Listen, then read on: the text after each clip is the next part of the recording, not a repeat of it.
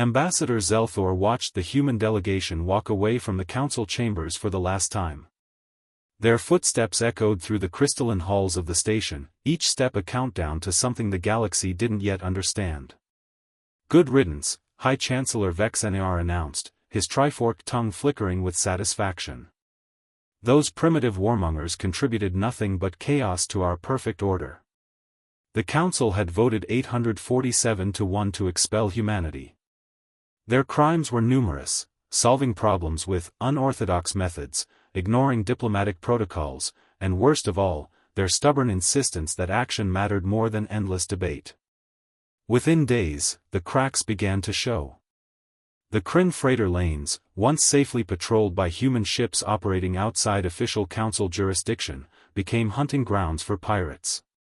The humans had volunteered for the duty, too dangerous and unprofitable for other species. Now, no one stepped forward to replace them. Trade routes collapsed within weeks.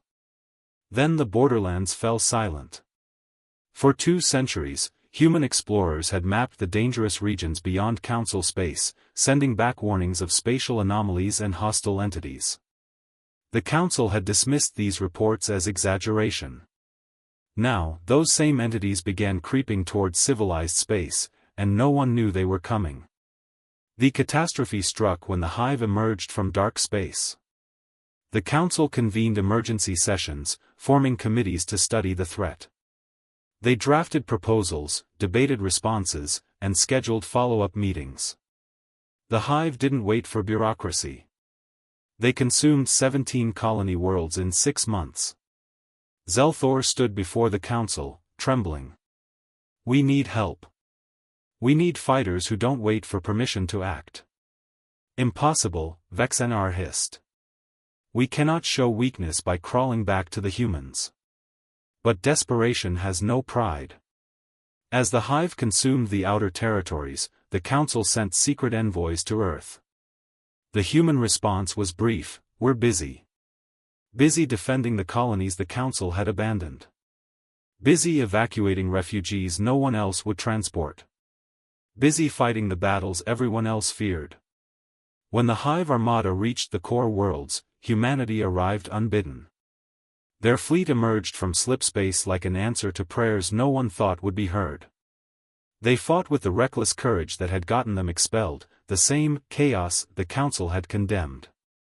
3 days of brutal combat later, the Hive retreated. The human admiral transmitted a single message to the Council: "You don't need members. You need people who give a damn." Then they vanished back into the darkness, protecting a galaxy that had thrown them away. Zelthor stared at the empty viewscreen long after the transmission ended. The Council chamber buzzed with senators demanding humanity's return, offering apologies, promising reforms. But Zelthor understood the truth that terrified him most: humanity didn't need the Council anymore. The Council needed them. And perhaps they always had.